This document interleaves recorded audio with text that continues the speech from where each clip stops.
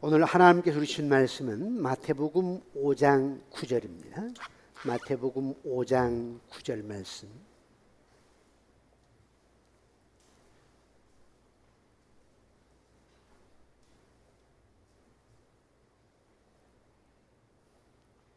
우리 마태복음 5장 9절 말씀을 우리 한 목소리로 함께 합독하도록 합니다. 시작. 화평하게 하는 자는 복이 있나니 그들이 하나님의 아들이라 일컬음을 받을 것이며. 다시 한번 읽어볼까요? 시작. 화평하게 하는 자는 복이 있나니 그들이 하나님의 아들이라 일컬음을 받을 것이며. 아멘. 지금부터 약 700여 년 전 중세 시대에 있었던 일입니다. 어느 한 수도원 입구에 한 낯선 사람이 기웃거리고 있었습니다. 그러자 신부님이 나가셔서 누구를 무엇 때문에 찾으십니까? 이렇게 물었습니다. 그랬더니 그 낯선 나그네가 이렇게 조용히 얼굴을 들고 바라보면서 이렇게 얘기합니다. 평화를 찾으러 왔습니다. 예? 뭐라고요? 평화를 찾으러 왔습니다. 평화를 찾으러 왔답니다. 단테의 신곡, 그 단테의 일화 속에 있는 이야기입니다. 평화는 아직도 계속되는 인류의 수건이라는 거예요. 모든 사람들의 소망, 인류의 수건이 뭐냐? 평화입니다. 평화. 그 평화는, 그 화평은 여러분의 가정에도 역시 마찬가지입니다. 특히 여러분 자녀들이 화평하기를 원한답니다.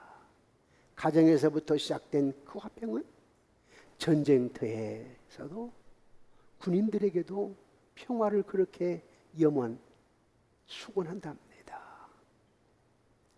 어떤 한 집사님이 아이가 4명이에요. 그런데 이 아이들이 좀 싸워. 그래서 집사님이 안 싸우면 다 200원씩 줄게. 아이들이 많으니까 다 돈을 많이 줄 수는 없으니까 200원씩 줄게 그랬답니다. 그런데 그 200원 때문에 애들이 안 싸우는데 전에 셋째가 가지고 있는 걸 둘째가 뺏으려고 하면 싸운다는 거예요. 그런데 200원씩 준다고 한 뒤로부터는 셋째가 빼앗는데 둘째가 웃고 안 싸우더래요. 그런데 더 중요한 것은 그 뒤에 말입니다. 아빠하고 엄마하고 싸우면 10,000원씩 주세요. 그게 뭐예요? 아이들의 염원, 아이들의 수고는 아빠 엄마가 안 싸우고 우리 가정이 평안하면 좋겠다는 뜻입니다.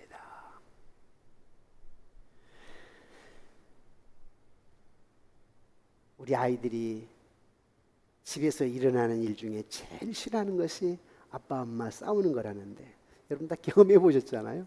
저도 보니까요. 저도 이제 아버님이 학교 선생님이셨을 때 제가 어린아이였잖아요. 그런데 두 분이 싸울 일이 없는데 꼭 할머니가 다녀가시거나 삼촌 또 고모가 다녀가시면 좀 싸움이 되시더라고요. 그리고 이제 어렸을 때에 좀 아버지 어머니 싸운 것이 좀 기억이 되는데 집사람 얘기를 들으니까 처갓집은 안 싸웠던 것 같아요. 그 똑같은 교육자 집안인데도 똑같은 양쪽 다 학교 교장 양쪽 다 그런 교육자 집안이었는데 집사람 집안은 안 싸웠다는 것처럼 느껴져요. 얘기 들어보니까 야, 믿는 집안이잖아. 우리 아버지 어머니는 안 믿었으니까. 근데 이 두 분은 아들 5 중에 한 명이 목사가 되길 원했는데 그 정도로 하나님을 바라보았는데 물론 안 되니까 이제 하나님이 대타로 핀치타로 사위를 목사로 세웠지만 그래서 믿으니까 좀 다르신가 보다. 여러분 어때요? 여러분 예수 믿기 때문에 좀 다릅니까? 안 믿는 사람들하고 뭐 전혀 안 싸울 수는 없겠지 뭐. 저도 얘기했잖아요. 제가 개척하기 전 한 7년 동안 싸우지 않았다고 결혼하고 개척하고 나서 빚이 1억이라고 2억 3천 주고 3번 빌딩 6층을 분양을 받았는데, 그러니 그때는 이자가 93년도에 이자가 이 금융권이 보통 한 9% 10%였고요. 한 12, 3%? 한 12, 3%였고 3금융권 제가 그때에 뭐 새마을금고 뭐 신협 이런 데서 빚을 얻었는데 18%. 그럴 때 있었죠, 여러분. 93년도에 이 3금융권은 18%였어요. 한 달에 300만 원씩 마이너스가 되는데, 그러다 보니까 좀 아내하고 좀 싸움이 됐어요. 뭐 나는 믿음이다 하고 아내는 욕심이다 하고 그러니까 어려울 때 65평을 분양을 받았는데 이쪽이 55평이 남아있어요. 6층이었는데 가운데가 엘리베이터가 있고 이 55평에 술집이 들어온다네. 또 노래방이 들어온대요. 그런데 그 빌딩의 주인분이 동생이 선교사님이기 때문에 나를 봐주느라고 2년 동안 안 내놓았어요. 교회가 전설을 얻을 때 주겠다고 2년 동안 비워놨는데, 이게 교회가 형편이 돼야 되지, 안 되니까 2년 동안 기다렸다가 어쩔 수 없이 술집으로 내놓게 돼요. 그래서 제가 또 빚을 얻어가지고 그걸 얻은 거 아닙니까? 그래서 이제 좀 아내하고 싸움이 됐어, 사실은. 그 뒤로부터는 뭐 크게 뭐 아내하고 싸울 일이 없습니다만은, 싸우지는 않습니다만은, 우리 인생은 살다 보면 회사에서도 직장에서도 또 때로는 교회에서도 삶의 공동체라고 하는 것은 갈등이 있고 다툼이 있을 수밖에 없죠. 그런데 하나님이요, 저와 여러분들에게 화평케 하는 자는 복이 있나니 그들이 하나님의 아들이라 일컬음을 받을 것이요. 바꾸어서 다르게 의역을 한다면은, 하나님의 아들이라면 화평케 하는 자가 돼야 된다라고 하는 거예요. 여러분 묻겠습니다. 여러분 하나님의 자녀 맞습니까? 늘 여러분 완전할 수는 없지만 보편적으로 여러분 화평케 하는 피스메이커입니까? 근데 대답이 조금 근데 앞으로는 그렇게 하셔야 됩니다. 그런데 보세요, 예수님이 화평케 한 자는 복이 있나니 그들이 하나님의 아들의 일컬음을 받을 것이라고 할 때 어떤 배경에서 이런 말씀을 하신지 아세요? 어떤 배경이었을까요? 저 전원 풍경, 시골에 냇가가 흐르게 되고 또 새가 지저귀게 되고 무지개가 뜨고 황금 벌판이고, 이런 전원의 풍경에서 하나님이 화평을 요구하신 걸까요? 전혀 반대였습니다. 로마의 식민지하에 있었고 하나님의 도성 예루살렘은 피비린내 나는 곳이었고, 그러다 보니까 유대인들은 게릴라전을 폈습니다. 왜? 저들이 들어와가지고 우리를 죽이고 못 살게 하니까 가끔 게릴라전으로 유대인들이 로마 군인을 때로는 죽이기도 하고 돌로 던지기도 하고, 그 어떻게 해서든지 저들을 몰아내고 싸워서 이겨야 되겠다, 이런 상황. 적대감에 있는 유대인들은 로마인들의 적대감에 있는 관계에 있을 때에, 한마디로 우리로 말하면 혈압 올라 있을 때예요. 지금 원망하고 불평하고 그냥 분노가 가득할 때요. 그럴 때 하나님은 화평케 하는 자는 복이 있나니 그들이 하나님의 아들이라 일컬음을 받을 것이라고 말씀하셨어요. 그래서 하나님의 말씀은 세상 논리하고 대립될 때가 참 많습니다. 하나님, 예수님이 이렇게 말씀하실 때 구약 성경에는 보면 10계명에 보면 앞에 4계명, 나 외에 다른 신을 내게 두지 말라, 너를 위하여 다른 형상을 만들지 말라, 너를 위하여 여호와의 이름을 망령되이 부르지 말라, 안식일을 지켜 거룩히 지키라. 다시 말하면 다 하나님과의 관계, 수직인 관계. 이렇게 말한 뒤에, 이렇게 하나님을 경외하는 사람은, 하나님과 관계가 맺어져 있는 사람은 수평적으로 행동으로 열매가 나타나야 되는데 어떻게 사람과의 관계에서 행동으로 나타나야 되느냐? 첫째, 부모를 공경하라부터 시작하잖아요. 살인하지 말라, 간음하지 말라, 내 이웃에게 거짓 증거하지 말라, 내 이웃의 집의 것을 탐내지 말라. 그러니까 위에 앞부분은 하나님과 관계, 뒤에는 이런 하나님과의 관계가 맺은 사람은 사람과의 관계에 수평적으로 열매를 맺어야 되는데 이래야 된다고 하잖아요. 근데 팔복도 역시 마찬가지요.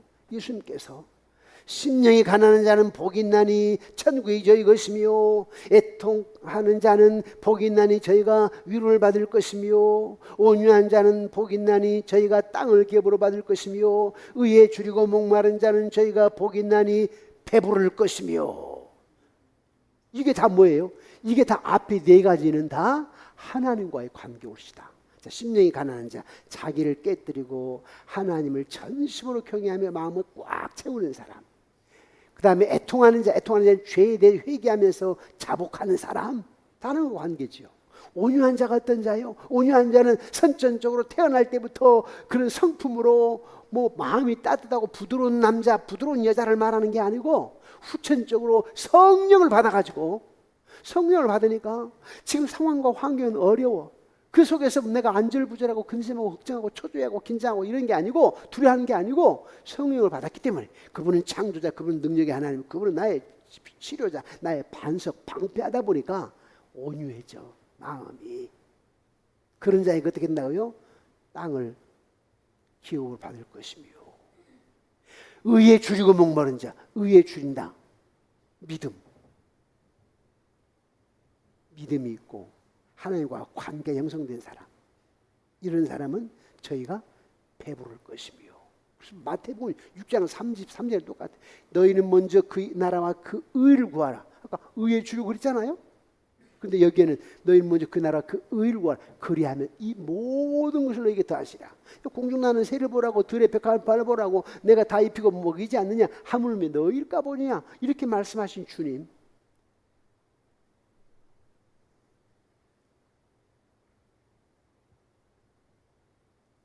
이런 하나님과의 관계가 먼저 맺혀져 있는 사람은 열매로, 행동으로 수평적인 관계에서 이웃과 나타나야 되는데 그게 뭐냐니까 긍휼히 여긴 자는 긍휼히 힘을 받을 것이요.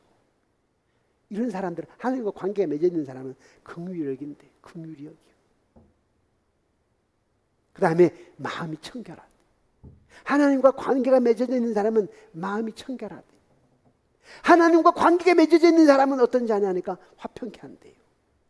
그래서 하나님께서 우리 계속 몇 주 동안 산상수훈 가운데 팔복에 대해서 하나님의 음성을 듣고 있는데 오늘은 7번째 복으로 화평케 한 자는 복이 있나니 저들이 하나님의 아들이라 일컬음을 받을 것이요.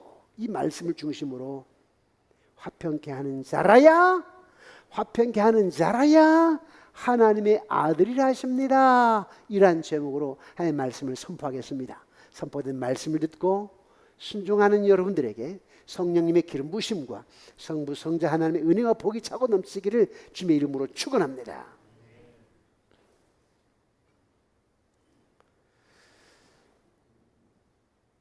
예수님이 활동하던 시대가 로마의 칼과 찰에 의해서 피비리 났는 짓밟힌 땅이었는데 그 속에서 우리 주님이 화평케 하라 라고 화평을 요구하셨다고 세상과는 완전히 대립되는 말씀이라고 그랬죠. 그런데 예수님이 왜 그렇게 당부를 하셨을까? 이유가 있을 거 아니에요? 예수님이 왜 오셨는데요? 평화를 위해서 오셨기 때문에. 예수님이 왜 오셨습니까? 평화를 위해서 오셨거든요. 평화를 주셨다고. 예수님이 왜 부활하셨습니까? 평화를 위해서. 어떻게 평화를 위해서? 아담과 하와가 죄를 범하기 전에 에덴 동산은 보시기에 심히 좋았더라. 어떤 곳이었어요? 평화가 있었어요. 슬픔도 고통도 번민도 아픔도 부족함도 질병도 죽음도 없는 곳이었다고. 다툼이 없는, 미움이 없는 곳이었어요. 정말 아름다운 곳이었어요. 그런데 아담과 하와가 죄를 범한 후에 고장나버린 거 아니에요? 그 고장난 세상을 고치기 위해서 성부 하나님이 성자 하나님을 보내가지고 죄의 싹은 사망인데, 죄의 싹은 사망이라 한번 죽는 사람에게 정하신 이치인데 예수를 보내가지고 영접하는 자 곧 그 이름을 믿는 자에게는 하나님의 자녀가 되는 권세를 주셨으니. 그래서 예수 믿게 해가지고 즉 우리에게 성령을 주신다고. 성령이 내 마음속에 오게 되면 그 성령님이 성부 하나님의 구속의 계획을 알게 하고 믿게 하고 예수님의 구속의 성취, 십자가에 우리를 위해 죽으셨잖아요. 그게 성취라고, 성취. 그걸 알게 하고 믿게 하고. 누가? 성령님이.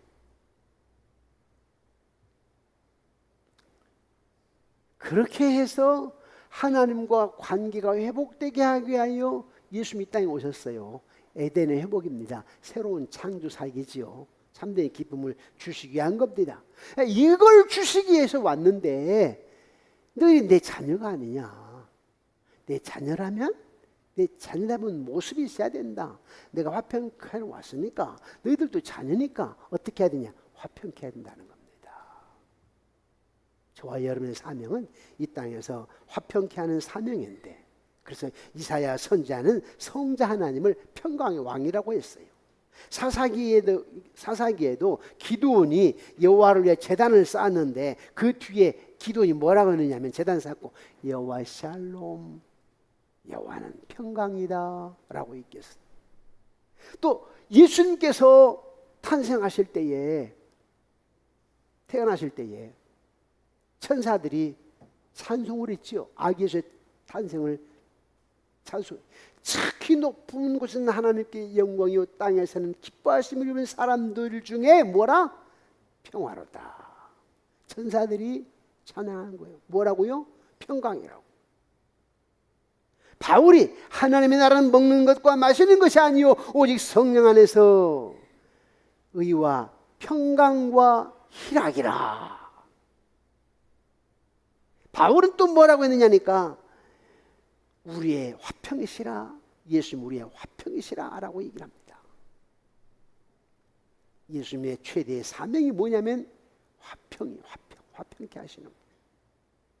그래서 아들은 닮아야 되니까 화평케 하는 자가 되어야 된다라고 얘기를 하시는데 고린도후서 5장 17절 18절에 이렇게 강조하고 있습니다. 함께 읽어보실까요? 시작. 그런즉 누구든지 그리스도 안에 있으면 새로운 피조물이라 이전 것은 지나갔으니 보라 새 것이 되었도다. 모든 것이 하나님께로서 났으니 그가 그리스도로 말미암아 우리를 자기와 화목하게 하시고 또 우리에게 화목하게 하는 직분을 주셨습니다. 목사라고 하는 직분이 어떤 직분이냐? 화목하게 하는 직분이요. 권사라고 하는 직분이 어떤 직분이며, 장로라고 하는 직분이 어떤 직분이며, 집사라고 하는 직분이 어떤 직분이냐, 교회 안에 리더라고 하는 직분이 어떤 직분이냐 하는 직분을 주셨대요. 어떤 직분? 화목하게 하는 직분. 어떤 화목? 나와 하나님과의 화목 뿐만 아니라 내가 하나님 알지 못하는 사람들에게 그 예수님을 소개해가지고 하나님과 그와의 화목하게 하는 직분. 전도의 사명이지요. 또 뿐만 아니라 여러분들 가정 안에서 화목케 하는 직분. 자, 형제가 5명 있다고 합시다. 그런데 그 중에 2명만 믿고 3명은 안 믿는다고 합시다. 안 믿는 3명이 서로 싸우네.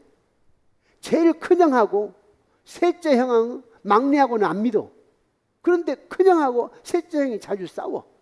가운데 끼어있는 둘째 어떻게 해야 될까? 화목케 하는 사람입니다. 큰 형님한테 형님 잘하셨어요. 그래도 동생인데 제 동생도 참 마음이 그러지 않겠습니까?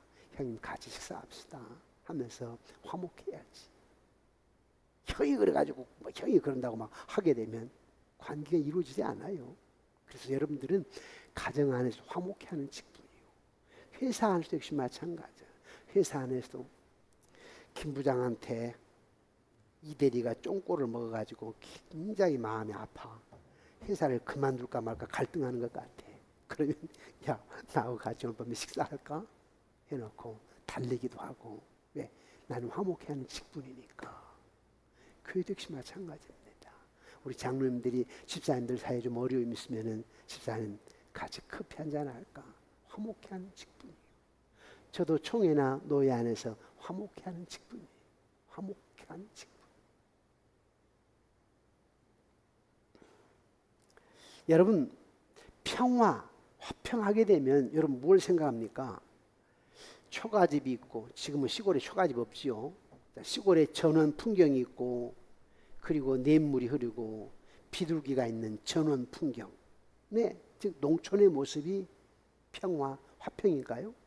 아니면 비바람이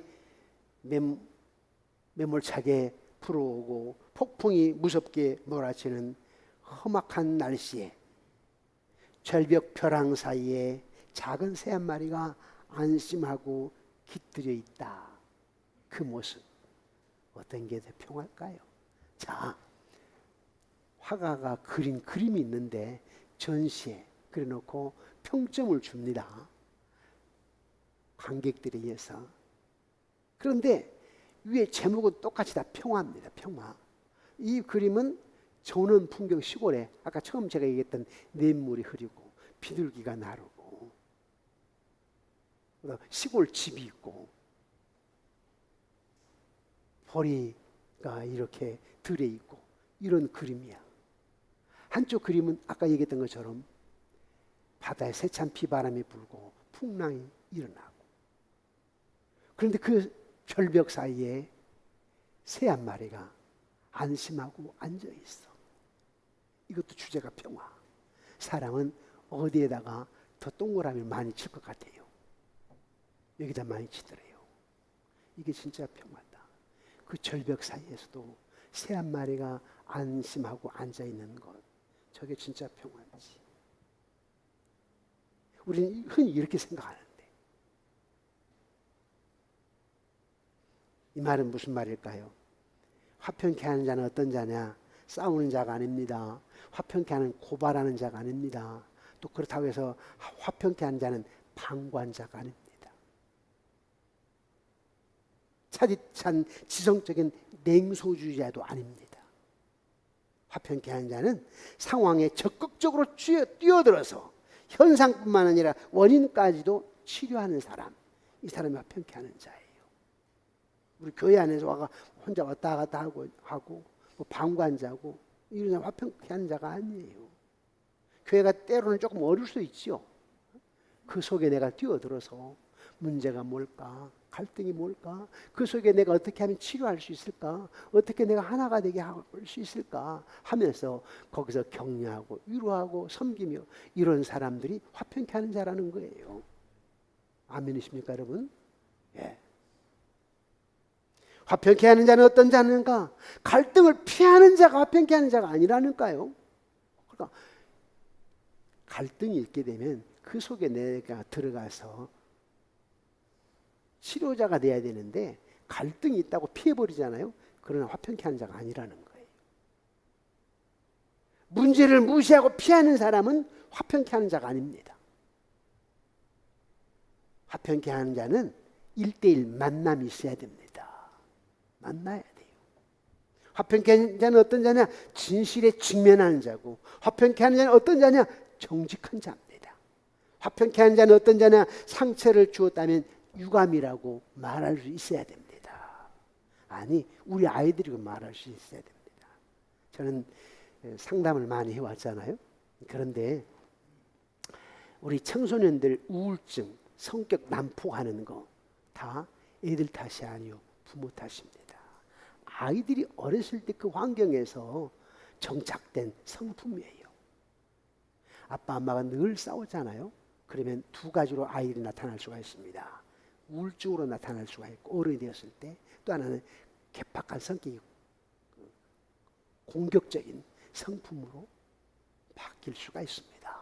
그래서 많이 배웠다고 해가지고 잘하는 게 아니라, 만약에 좋은 명문대를 나왔다 할지라도 어릴 때 자라난 배경이 늘 아빠 엄마하고 싸우고, 아빠는 집어 던지고 부수고 깨뜨리고 이런 가정에 자랐던 아이들은 장가를 갔는데 아주 좋은 대학을 나왔는데도 아내를 폭력.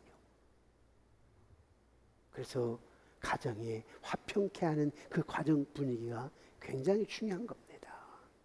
화평케 하는 자는 어떤 자냐? 절대 비교하지 않습니다. 화평케 하는 자는, 제가 전에 한 부부를 상담을 했는데 문제가 뭐냐니까, 여자분이 고등학교 동창 모임을 갔다 와서 결혼 생활 한 15, 16년 됐는데, 근데 거기서부터 이제 발단이 되는 거예요. 갔다 와가지고 괜히 남편한테, 아니 학교 다닐 때 공부도 치지 못하고 그런 애가, 공부도 못한 애가 시집은 잘 가가지고 잘 살더라 하면서 비교를 하네. 남편한테 당신은 뭐냐고. 그래서 또 싸움이 시작이 돼가지고 이혼 직전에 놓여 있는 거예요. 이혼 직전에.